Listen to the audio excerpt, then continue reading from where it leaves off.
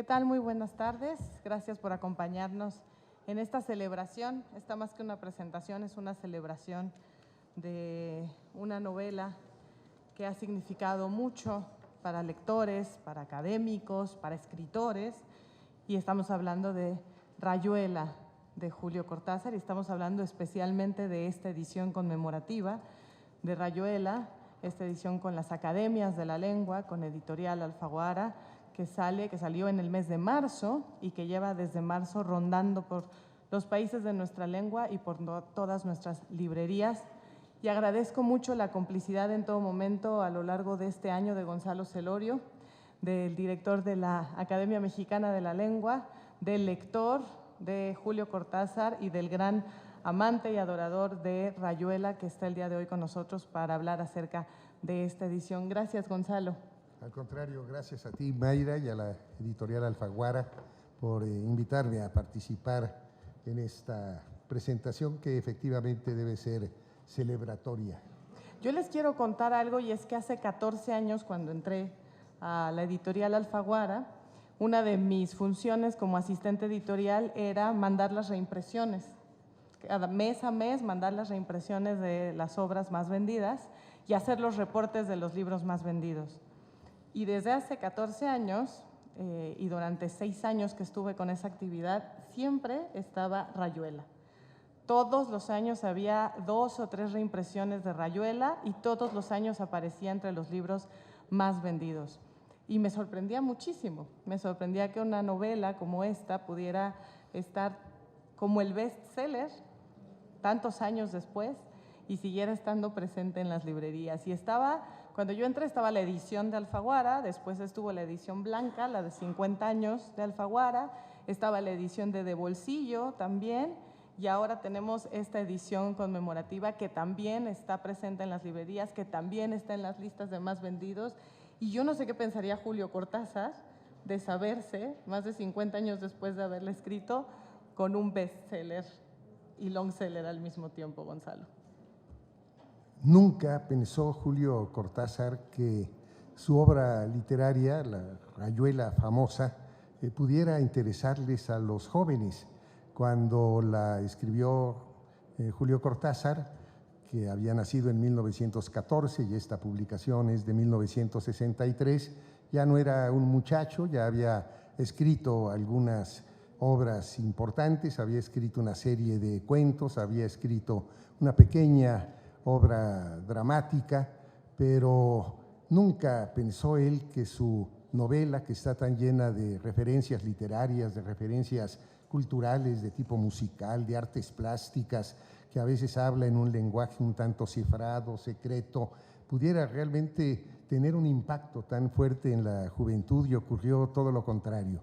Fue un libro que modificó de una forma muy sustancial la actitud del lector. Yo creo que hay libros que modifican el pensamiento, que modifican la ideología, pero hay otros libros que son los que hacemos más parte de nuestro patrimonio verbal, que son los que modifican nuestra conducta. Y yo creo que este libro de Julio Cortázar nos enseñó, por lo menos a los de mi generación, a ver el mundo de manera distinta, a tener un sentido del humor que no se tenía, a tener una imaginación mucho más libre, mucho menos solemne, y a caminar de otra manera, ver el mundo de otra manera, ver el arte, leer de otra forma, hacer el amor de una manera distinta y hasta subir las escaleras de una manera diferente a como habíamos estado acostumbrados, porque creo que esta obra es realmente una obra muy iconoclasta. Cuando digo iconoclasta, que sería una palabra que inmediatamente Julio Cortázar mandaría al cementerio a donde las palabras van a morir, que es el diccionario de la Real Academia Española, seguramente a él no le gustaría que hubiera una edición hecha por todas las academias de la lengua, estaría un poco irritado quizás, pero la verdad es que es un libro que modificó la manera de ver de toda una generación y que coincidió, aunque sea con unos 5 años de antelación, con el gran movimiento estudiantil de 1968, que también modificó la conducta y la relación de pareja, la relación con las generaciones anteriores, la manera de ver el mundo. Y en ese sentido no me extraña que haya habido tantas reediciones de Julio Cortázar, y quizás lo que nos tengamos que preguntar ahora, con 50 y tantos años de distancia, es cómo ha envejecido o no ha envejecido Julio Cortázar. Creo que era algo de lo que me querías preguntar, Sí. Pero antes de eso yo quisiera decir, perdón, que seguramente muchos de ustedes estarían esperando aquí a Eduardo Casar, que lamentablemente no puede estar con nosotros. Me dejó una nota esta mañana en la habitación que me dijo: perdóname, Gonzalo, no puedo ir a la presentación por la sencilla razón, punto. Entonces, Eduardo Casar no está aquí por la sencilla razón. Así el dichoso poeta, Eduardo Casar. Antes de preguntarte sobre las canas y las arrugas que puede tener ya Rayuela a sus 56 años, quisiera, después de conversar, de decirles que que han estado todas estas ediciones, que lo hemos tenido chiquito, grandote, en tapa dura, en tapa blanda, de un color, del otro, con una portada verde, blanca, y ahora esta, ¿qué es esto? ¿Qué es esta Rayuela de Julio Cortázar que se editó y que se publicó en marzo en los países de nuestro idioma? Bueno, empiezo por decir dónde está ubicada esta edición, porque la Asociación de Academias de la Lengua Española ha creado la dinámica desde el año que se celebró el centenario, el cuarto centenario de la publicación del Quijote, de hacer unas ediciones que se llaman conmemorativas. Unas ediciones conmemorativas que no son precisamente estas ediciones clásicas, rigurosas, llenas de estudios filológicos, pero que tampoco son libros que no tengan un aparato crítico, sino que la Academia ha pensado que se puede buscar un perfecto equilibrio entre una edición acompañada de cierto aparato crítico, de cierto aparato académico, filológico, y que no sea algo que asuste al lector con tantas notas al pie de página. Hay muchas veces que las notas al pie de página asustan mucho. Hay veces que uno piensa que el libro más bien son las notas al pie de página y que tienen más bien una nota a la cabeza de la página, que es el texto mismo. Decía Eliseo Diego, el gran poeta cubano, que una nota al pie de página es como una llamada telefónica en la noche de bodas. Porque uno está leyendo un libro y de repente, ¡pum!, vale, ahí viene una nota, y uno pues tiene la necesidad de leer la nota para ver qué significa eso, y eso puede interrumpir la lectura y puede ser muy desagradable. Estos libros no tienen notas al pie de página, salvo en el caso del Quijote, donde se han elegido no todas las notas que don Francisco Rico podría hacer para una edición que tendría más notas que texto cervantino. Pero la mayoría de las obras no tienen notas al pie de página, pero sí tienen algunos prólogos, tienen estudios posteriores, tienen algunos facsímiles, y yo creo que esa colección, que ya tiene 11 títulos, es realmente extraordinaria, porque cada uno de estos volúmenes viene a conmemorar algún acto importante de alguno de los países latinoamericanos. Esta edición salió precisamente porque el Congreso octavo de la Lengua Española, que se celebró hace muy poco, el mes de marzo, precisamente en la ciudad de Córdoba, en Argentina, fue el momento propicio para hacer una edición conmemorativa de otro escritor argentino como es Julio Cortázar. Pero también cuando el Congreso se iba a celebrar en Valparaíso, en Chile, que no se pudo celebrar lamentabilísimamente por aquel gran terremoto que sacudió Valparaíso, se publicaron dos ediciones conmemorativas, una de Gabriela Mistral y otra de Pablo Neruda. Y de la misma manera se ha publicado, yo me encargué de la edición de La región más transparente de Carlos Fuentes, cuando esa novela cumplió 50 años de edad. También se publicó 100 años de soledad, cuando el Congreso se llevó a cabo en Cartagena de Indias para que Gabo estuviera todavía presente viendo esta bellísima edición de 100 años de soledad, y así se ha publicado hasta 11 títulos. Ahora el próximo congreso que se va a llevar a cabo en la ciudad de Arequipa, en Perú, se van a publicar Los ríos profundos de Arguedas. Ya hay otro escritor peruano publicado en esa colección, que es Mario Vargas Llosa, con La ciudad y los perros. En fin, es una colección estupenda. Eso es lo que empiezo por decir, que es una edición que responde a una colección que tiene efectivamente un cierto aparato crítico, porque tiene algunos textos introductorios.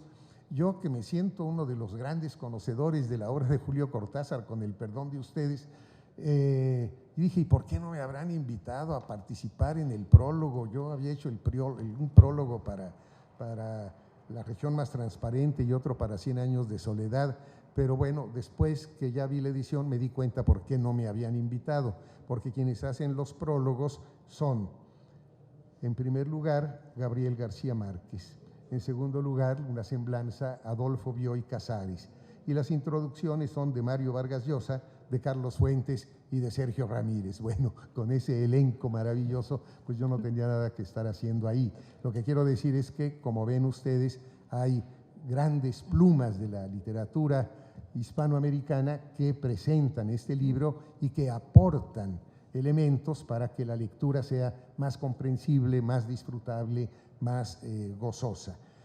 Por otra parte, el texto tiene una nota filológica precedente en donde se explica cómo este texto representa ya la edición que se llama en términos editoriales fija, es decir, que es la última edición en vida del autor, que quedó perfectamente corroborada y que es la que debe de considerarse una edición canónica, que ya no está sujeta a interpretaciones, a evoluciones, a cambios, a modificaciones, a correcciones de erratas, etcétera.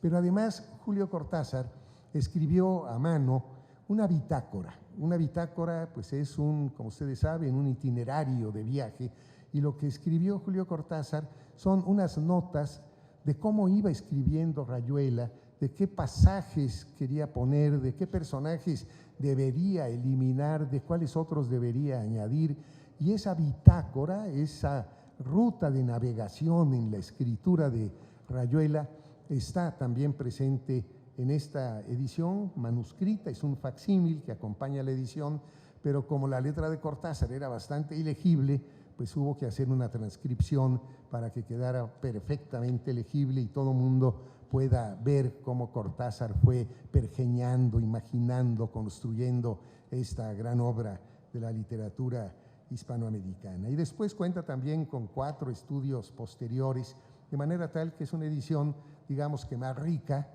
que una edición que no tuviera todo esto que la rodea y que la acompaña y que permite que la lectura pueda ser más, pues yo diría más feliz, porque entre más comprende uno un texto, pues más feliz o más felicidad puede causar su lectura. Es una edición entonces conversada, podemos conversar con estos otros escritores, y es una edición indiscreta. Eso siempre es rico porque están ahí estas notas de la mano y de la mente de Cortázar en ese momento. Y ahora sí, tiene 56 años, entonces mi pregunta es doble. Uno es, ¿envejeció ya? ¿Tiene canas? ¿Tiene arrugas? Y lo segundo, ¿le quedan bien las canas y las arrugas? ¿Le vienen bien? Muy bien, muy bien. ¿Qué puedo decir yo? ¿Le quedan como a don Gonzalo Celorio las canas y las arrugas? No, la verdad, a ver si puedo ser suficientemente claro. Yo creo que hay textos que son importantes para la literatura, es decir, aquellos textos, aquellas obras con los cuales la literatura se va a quedar de manera permanente.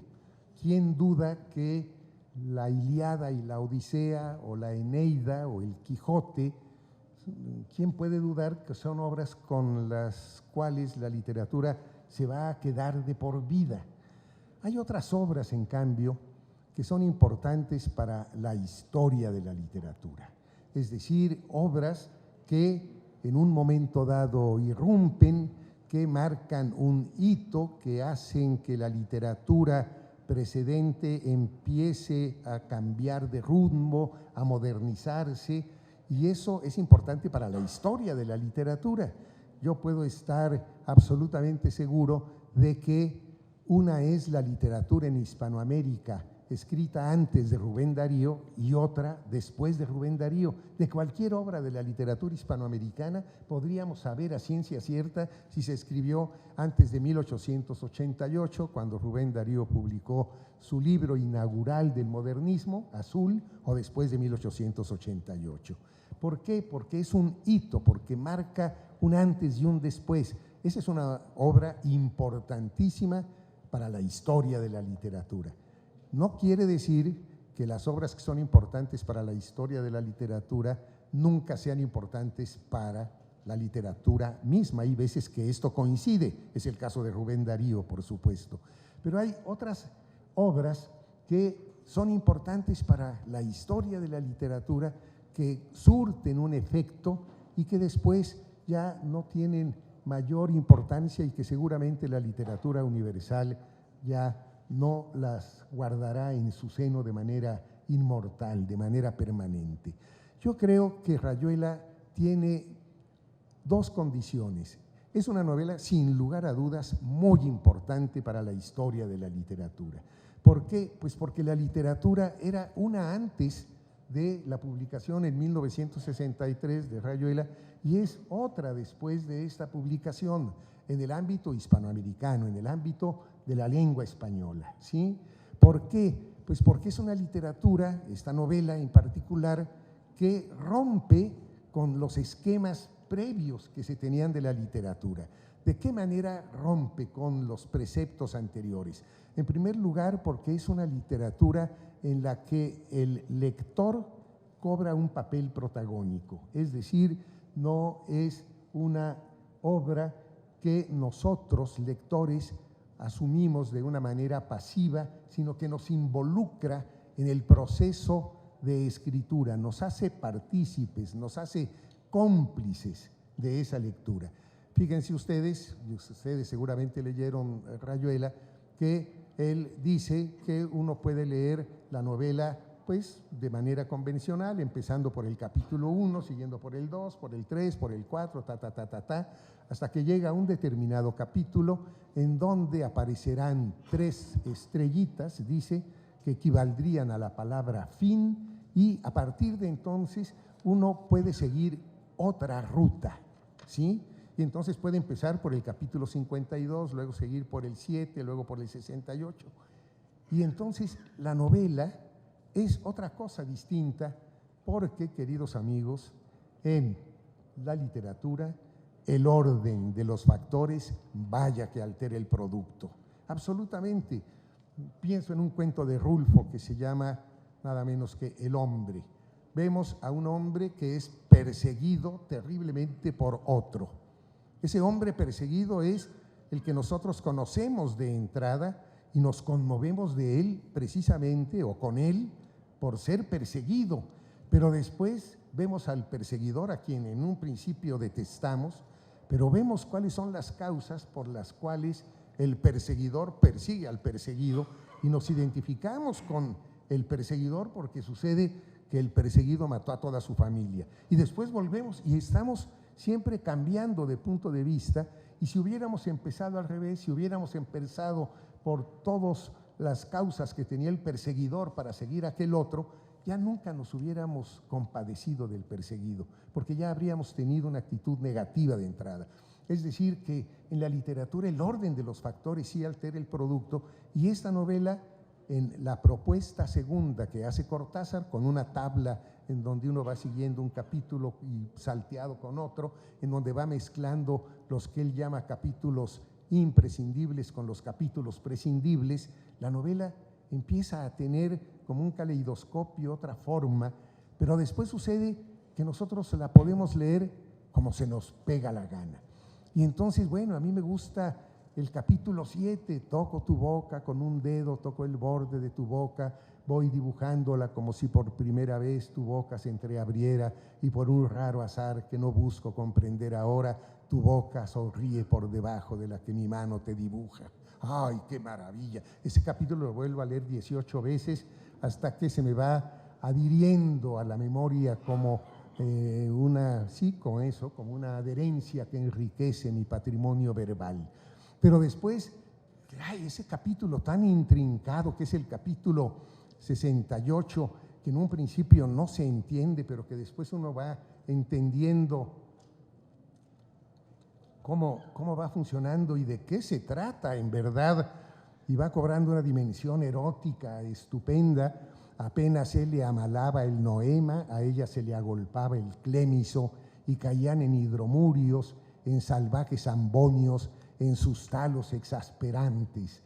Cada vez que él procuraba relamar las cincopelusas, se tenía que embulsionarse de cara al nóvalo, sintiendo cómo poco a poco las arnillas se iban espejunando, se iban apoltronando, se iban reduprimiendo, hasta quedar tendidos como el trimalciato de ergomanina al que se le han dejado caer unas fílulas de cariaconcia. Y sin embargo apenas era el principio, porque en un momento dado ella se tordulaba los urgalios, consintiendo en que él aproximara suavemente sus orfelunios. De pronto era el clinón, la esterfurosa convulcante de las mátricas, la jadeollante en boca pluvia del orgumio, evoé, evoé. Posados en la cresta del Murelio se sentían Valparamar, Perlinos y Márulos. Temblaba el troc y todo se resolviraba en un profundo pínice de argutendidas gasas, en cariñas casi crueles que los ordopenaban hasta el límite de las gunfias. Segura. Bueno, hay que aplaudirle a Cortázar.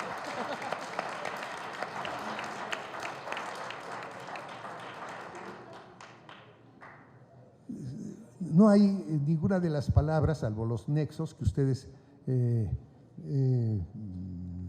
habrán advertido que son claros, pero la mayoría de los verbos y de los sustantivos y de los adjetivos son invenciones de Cortázar y al mismo tiempo nos dan una idea clara de un acto erótico que es verdaderamente maravilloso, porque un acto erótico se tiene que inaugurar una vez, cada vez que el amor se hace. Y ese es el nuevo lenguaje que nos está proponiendo Julio Cortázar. Entonces uno empieza a leer la novela realmente como un juego y empieza a preferir un capítulo sobre otro y a jugar. Es una novela que el mismo título lo implica, tiene que ver con lo lúdico, con el juego. Julio Cortázar tiene muchos libros que tienen nombres de juego. Rayuela es uno de ellos, que es el equivalente en México a nuestro avión, pero hay uno que se llama Final del Juego, otro que se llama 62 Modelo para Armar, otro, en fin, el juego, otro que se llama Los Premios.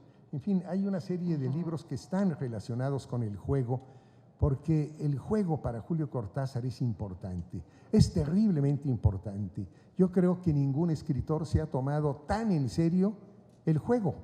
El juego, hay que arriesgar la vida en el juego mismo, porque la vida, esa es la poética de Cortázar en todos sus cuentos, está llena de convencionalismos, de reglas, de operación que nos enajenan, que nos hacen cosas, que nos hacen súbditos de una serie de convencionalismos sociales que hay que romper. ¿Y cómo se rompen estas normas, estas imposiciones, estos azares del destino? A través del juego. Ahora, el juego siempre es peligroso, porque en el juego, como ocurre en muchos de los cuentos de Julio Cortázar, puede conducir a la muerte. Pero es que los personajes estaban muertos antes de jugar prácticamente. Entonces, jugar puede llevar a la muerte, pero esa muerte vale más que no haber jugado, porque no haber jugado equivale a estar muerto de antemano. Es un escritor, entonces, que revoluciona la idea de la literatura y que introduce una serie de elementos que no existían en la literatura hispanoamericana. no existía, por ejemplo, fíjense ustedes, no existía el sentido del humor. Nuestra literatura no tenía sentido del humor.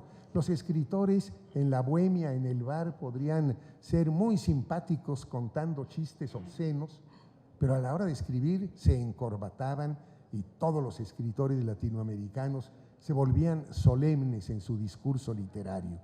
Pongo el ejemplo de Horacio Quiroga. Tiene un cuento que también se llama El hombre muerto, muy parecido al de Rulfo, en donde hay un personaje popular en una de estas fincas de las compañías bananeras, que se encaja un machete en el vientre a la hora de cruzar una alambrada y empieza a tener conciencia de su muerte inminente. Y el narrador está muy cerca de este personaje que se está muriendo. Prácticamente el narrador sostiene un diálogo con él, pero al mismo tiempo, o en un momento dado, se da cuenta de que esa cercanía es excesiva y no quiere que el lector vaya a pensar que él puede hablar como hablan los campesinos de aquel lugar. E inmediatamente se retrotrae y dice: la muerte vendrá fría, matemática e inexorablemente. Otra vez se vuelve solemne. Los escritores latinoamericanos eran muy solemnes y Julio Cortázar lo que hace es romper con esta solemnidad, es devolverle a la literatura la gracia, la sabrosura, la cercanía, y por eso cuando leemos a Julio Cortázar sentimos una especie de simpatía, de complicidad, de cercanía con el lector, al grado tal de que pensamos que ese escritor está escribiendo para nosotros en particular y no para todos. Nos sentimos los únicos dueños, poseedores de la verdad literaria que Cortázar nos hace. Es entonces un escritor importante para la historia de la literatura, pero yo creo que es una novela datada. Es una novela que se ubica en los años 60 y que quizás no tenga la absoluta vigencia que tienen las obras clásicas. Pero aquí quiero decir algo que me parece importante. Julio Cortázar es un escritor de textos breves. Es, yo creo que el mejor cuentista que ha dado Hispanoamérica. Y sus textos son breves, y esta novela es una novela larga. Y yo creo que Julio Cortázar era mucho más un cuentista que un novelista. Y entonces yo apuesto a que esta obra de Julio Cortázar ha envejecido como novela quizás, y está datada como novela, pero no ha envejecido de ninguna manera como un conjunto de textos breves que podemos retener en la memoria, como estos que acabo de citar, y que sobreviven con una absoluta vigencia precisamente porque tienen el resplandor propio del poema. Un poema es algo que uno tiene que repetir textualmente de memoria, porque si a un poema, a un soneto le quitamos un adjetivo, ¡pum!, vale, el soneto se cae. A la novela, por más que sea de Cervantes, le podemos quitar 42 palabras al Quijote y el Quijote se sostiene. Le podríamos quitar hasta 2 capítulos. Claro. Y el Quijote sigue su marcha, porque la consistencia, la densidad verbal que tiene el poema es absolutamente irrenunciable, irreemplazable. Y para Julio Cortázar hay una mayor cercanía entre el cuento y el poema que entre el cuento y la novela, fíjense ustedes. Es decir, a pesar de que el cuento y la novela comparten el hecho de que sean del género narrativo, el cuento tiene mucho más que ver con el poema, porque a un cuento tampoco se le puede quitar nada. Y estos textos breves que están inmersos en la obra de Julio Cortázar, creo que son textos inmortales que no han envejecido y con los cuales se quedará la literatura a lo largo de los siglos. No sé si respondo. ¿Respondió? ¿Y la maga? La maga envejeció, la maga sigue siendo la mujer de la que todos se enamoraron. ¿Te enamoraste de la maga? ¿Quién no se iba a enamorar de la maga? Pero estamos hablando ¿Aquí hay de los enamorados años de la maga? 60. Uno.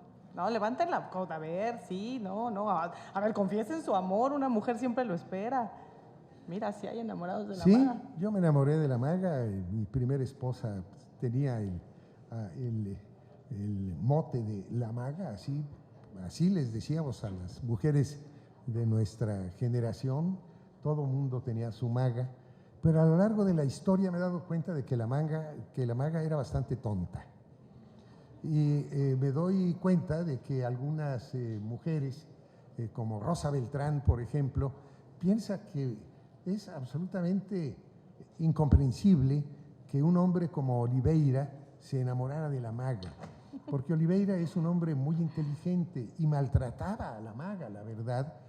Y la maga era una mujer muy paciente que obedecía a otros cánones, sí, mucho más convencionales y mucho más anteriores. Lo que sucede es que son convencionales ahora y responden a los prototipos de la mujer pasiva, pero en aquella época, en 1963, estamos hablando de hace más de medio siglo, pues la verdad, el hecho de que esta mujer creyera en el amor libre ya era algo muy importante, que pudiera tener un hijo extramatrimonialmente ya era algo muy significativo, pero era una mujer que no estaba a la altura de las circunstancias intelectuales del famoso Club de la Serpiente, y en ese sentido era una mujer bastante marginal, pero pues nos enamoramos entonces de esa figura que entonces era un poco hippie, que era una figura de una mujer libre, sensible, a punto de levitar todo el tiempo, y eso también hay que decir que es algo que inauguró Cortázar en nuestra literatura, que fue una mujer que pudo expresar un sentimiento que no existía en nuestra historia literaria, que es la ternura. La ternura. Ese capítulo 38, que es el de la carta de la maga al bebé Rocamadour, al bebé que se muere ahí, que es una cosa terrible, ¿no? Porque se muere por la indolencia de todo este grupo, y entonces la maga le escribe y le dice: bebé Rocamadour, te escribo porque no sabes leer. Qué cosa tan bella, te escribo porque no sabes leer. Y esa carta yo creo que es una de las cartas más amorosas, más tiernas que se hayan escrito en nuestra lengua, y ese es también un sentimiento inédito. Yo creo que después de todos los movimientos feministas, de toda la incorporación mucho más efectiva de la mujer a la vida contemporánea, sí, la maga nos parece ya ahora una mujer que responde a otros prototipos que no son precisamente los prototipos por los cuales las mujeres contemporáneas luchan con tanta legitimidad. Y en ese sentido, sí, la novela está, yo creo que datada.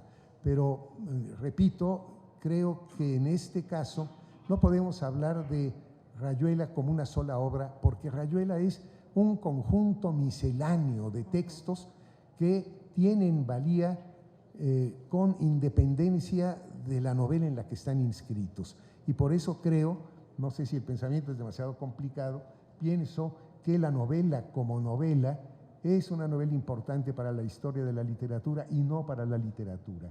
Algunos de los textos de la novela son textos que tienen esta dimensión poética y que son aquellos con los que la literatura se quedará de por vida. Eso es lo que yo pienso. Y es una obra con mucha música también. Es con mucha música, pero no nada más la música que sirve de referente. Efectivamente, la música que está muy presente en Rayuela, además de la música clásica y tantas referencias tan eruditas, la música fundamental es el jazz. ¿Por qué es el jazz? Bueno, porque el jazz es una de las obras musicales que tiene un grado de libertad, de interpretación y sobre todo de improvisación mayor que cualquier otro discurso musical. Y en ese sentido hay una empatía entre esta libertad de acción y de improvisación al leer Rayuela, que uno puede brincar de un capítulo a otro, con el jazz, que puede tener improvisaciones, que puede no obedecer a una partitura predeterminada con rigor. Y eso es un poco lo que es Rayuela. Si hubiera que identificar a Rayuela con una música, creo que sería con el jazz, a tal grado de que hay una grabación maravillosa hecha por los franceses que se llama Jazzuela, que es la grabación. Yo tengo ese disco prodigioso que yo creo que ahora se puede conseguir por internet, que es la grabación de todas las referencias musicales en la edición a la que se refiere, con la interpretación a la que alude Julio Cortázar en Rayuela, y es un disco de son 2 discos realmente, y es realmente muy, muy extenso porque el conocimiento musical de Cortázar era extraordinario. Hay muchos textos que se refieren a la música y él mismo era un buen aficionado al saxofón. Hay una música, hay una fotografía de Cortázar emblemática que es Cortázar tocando el saxofón, ¿no? La primera vez que comenté esta edición con el maestro Gonzalo Celorio en las oficinas de la academia, la verdad es que yo no quería irme de ahí. Tenía que regresar a trabajar y tenía que dejarlo trabajar también, pero es fascinante cuando Gonzalo se pone a hablar de Rayuela. Y tenemos unos minutos y me parece un poco egoísta que lo tenga yo solita para mí. Así es que si hay alguien que tenga alguna pregunta que hacerle a Gonzalo acerca de Rayuela, a ver, por acá tenemos, hay varias manitas. Tenemos. Eso me gusta. A ver, acá ¿Sí? viene el micrófono, sí. Aconsejaría… Perdón. Más que preguntarle sobre Rayuela, le quiero preguntar cómo le hace para tener tan buena memoria. No, les juro por mi madre que no me he puesto a aprenderme estos textos de memoria, sino la primera edición de Rayuela a mí se me acabó como si fuera un jabón, a fuerza de leerla y de leerla y de leerla. Yo le decía a mi amigo Eduardo Casar, que nos conocimos gracias a Rayuela, cada quien en la azotea de su casa, sufriendo una terrible marginalidad, leíamos al mismo tiempo Rayuela, consultando la misma edición del mismo diccionario Larousse ilustrado. Sin conocernos, y ya después recordamos, cuando nos vimos, que teníamos esta historia común, pero llegamos a pensar que si por algún motivo se acabaran todas las ediciones de Rayuela, incluso las cibernéticas, nosotros podríamos, entre él y yo y nuestra generación, reconstruir Rayuela, porque fue una obra que nos impactó, que nos llegó al corazón. Pues mire, yo no he leído la Rayuela, no sé si la vaya a leer algún día, pero lo que me impactó fue su superior buena memoria. Gracias. A ver, acá tenemos, sí. A mí igual, de igual manera, Gonzalo. También quisiera agregar a lo que comentó acertadamente el gran placer de escucharlo describir el café en París, la atmósfera que se vive en ese París. Hace un par de meses tuve la oportunidad de leer a otro grande latinoamericano y en Travesuras de la Niña Mala, y me vino a la memoria también el París asimilado o parecido al que el gran Cortázar describe en su libro, ¿no? Entonces, nada más un poquito abonando a lo que usted dijo, agregaría que uno se pasea y quizá se imagina cómo sería de bohemia y melancólico en esos lugares. Sí, bueno, hay 2 escenarios en Rayuela que se llaman los lados de acá y los lados de allá. Así se divide la obra, que son por un lado París y por otra parte Buenos Aires, que son las 2 realidades biográficas de Julio Cortázar. Julio Cortázar se fue de la Argentina en el año de 1955, un tanto presionado por el peronismo de entonces, particularmente por la presencia, para algunos muy redentora y para otros muy autoritaria, de Eva Perón. Entonces él decía, en son de broma, que él se había ido de la Argentina porque los altavoces de los discursos de Eva Perón le impedían oír a Bela Bartók, ¿no? Entonces, la verdad, ese es un chiste. Él había perdido su plaza como profesor en el lugar donde daba sus clases, en un instituto en los suburbios de Buenos Aires, y emigró a París con una mujer que fue su primera esposa y que acabó por ser la única esposa, aunque haya tenido después dos relaciones muy importantes, una con Uñé Carbelis y otra con Carol Dunlop. La primera esposa es Aurora Bernardes, que es una gran escritora también, la gran traductora de Ítalo Calvino, y vivió en París entonces. Y claro, al cabo del tiempo, él que había nacido en 14 y había nacido en Bruselas, curiosamente, en Bélgica, perdón, sí, en Bruselas exactamente, pero nació en Bruselas en 1914, es decir, justamente cuando estalló la Primera Guerra Mundial. Su padre era algún agregado comercial y tuvo que quedarse la familia 4 años de guerra en Bruselas, de manera tal que llegó a la Argentina ya teniendo 4 o 5 años de edad, y si se va en el 55, pues vivió más tiempo, a fin de cuentas, en París que en Europa, que en Buenos Aires. Se entiende, pero por otra parte están dos personajes que son precisamente dos alter egos de Cortázar. Uno es Oliveira, que es el de París, y el otro es Traveler, que es el de Buenos Aires, ¿no? Y sí, la verdad, conocer París de la mano de Cortázar, pues es muy atractivo. Yo cada vez que voy a París voy a Montparnasse a llevarle una flor amarilla, porque hay un cuento suyo que se llama Una flor amarilla, a su tumba. Ahí está junto con Carol Dunlop, al lado de Ionesco, en Montparnasse, y bueno, hay en la tumba un cronopio diseñado por su gran amigo Julio, uy, se me fue el apellido, el otro Julio, pues, y bueno, pues todos los recorridos, todos los cuentos sobre el metro de París como manuscrito hallado en un bolsillo, en fin, es un prodigio, pero también es una maravilla conocer Buenos Aires guiado por Cortázar, ir a la calle Suipacha donde ocurre el cuento de Carta a una señorita en París, por ejemplo, en fin, que son escenarios importantes porque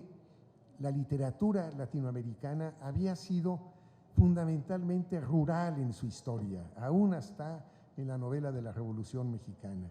Yo creo que el verdadero inaugurador de la literatura urbana en la literatura hispanoamericana es Carlos Fuentes con La región más transparente de 1958.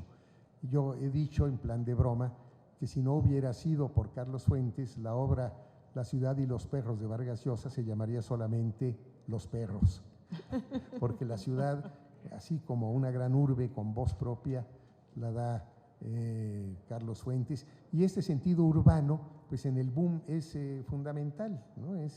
Entonces la obra, el solo hecho de que sea una obra urbana, ubicada tanto en París como en Buenos Aires, le da también un sentido de modernidad. Pero allá quería hablar desde el principio. ¿Sí se oye? Sí.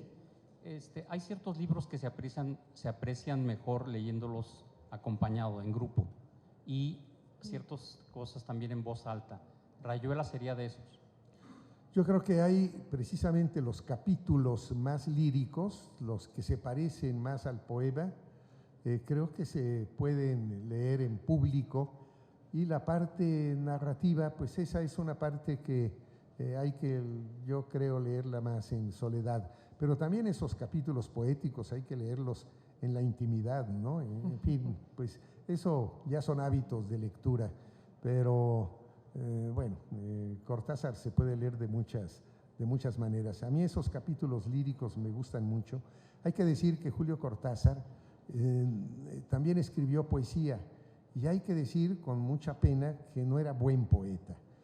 Curiosamente, su poesía no está en su poesía está en su prosa.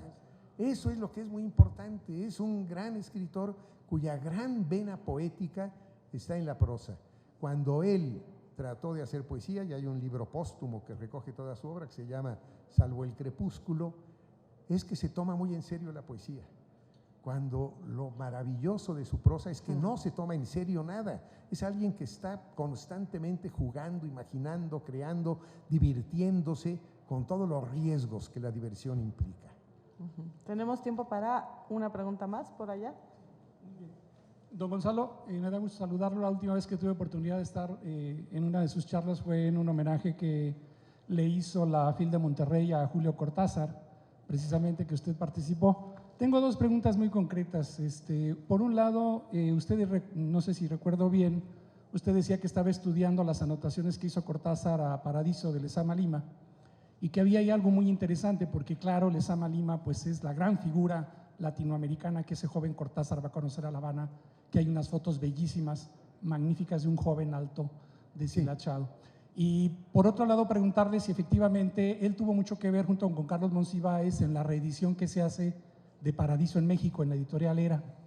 Y finalmente, si usted considera que Rayuela es la novela surrealista que los surrealistas nunca pudieron escribir. Bien, no sé si haya tiempo. Sí, tenemos un poquito de tiempo, sí.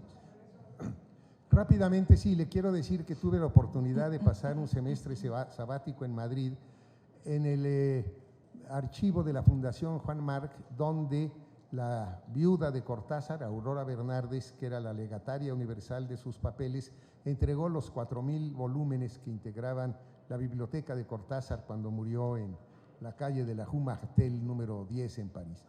En esa biblioteca de Cortázar pude encontrar cosas maravillosas, porque Cortázar tenía la costumbre de escribir o de subrayar o de anotar los libros que leía de una manera muy desenfadada, como Cronopio, aunque como Fama apuntaba todas las erratas con un terrible coraje. Entonces yo vi cómo leyó por sus anotaciones a varios escritores latinoamericanos, a Neruda, a Lezama, también españoles, a Luis Cernuda, a José Gorostiza, a Octavio Paz, a Mario Vargas Llosa, etcétera.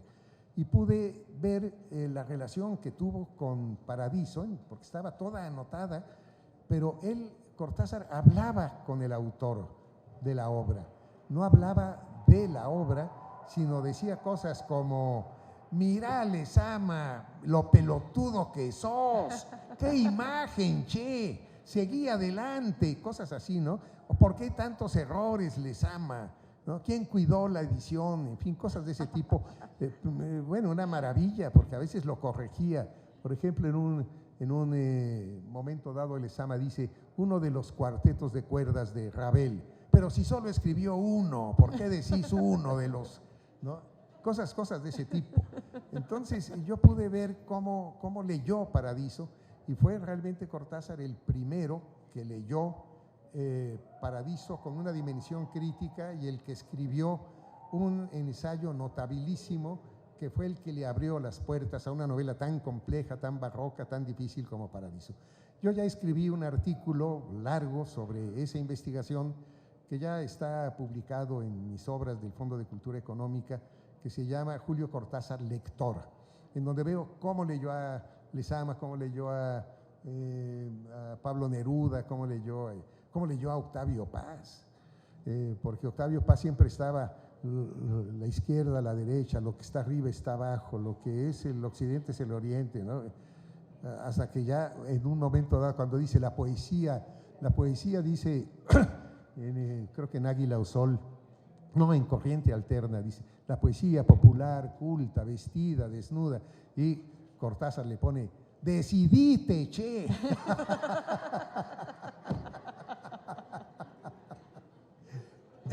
Decidite, che. No creo que sea la obra surrealista que no escribieron los surrealistas.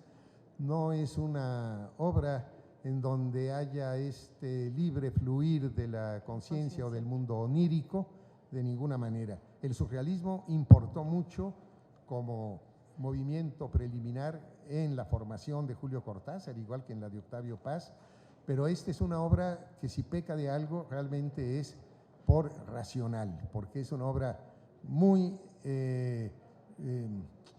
intelectual. La verdad, Lo que puede expulsar quizás a veces a algunos jóvenes es la sobreintelectualización que en la novela existe y que a veces uno pues sí necesita la nota al pie de página, porque en cada página hay 400 referencias a músicos, a pintores, a artistas, a pensadores, a filósofos, y entonces eso la hace quizás una obra, la verdad, una obra muy francesa, muy propia de la Ilustración, muy propia del pensamiento cartesiano, y pues el surrealismo, aunque haya nacido en Francia, más bien trató de oponerse a esa sobreintelectualización, y esta sí es una obra de tal manera intelectual que yo creo que irracional, que está al margen del surrealismo. Gracias, Gonzalo. Muchas gracias. Un aplauso.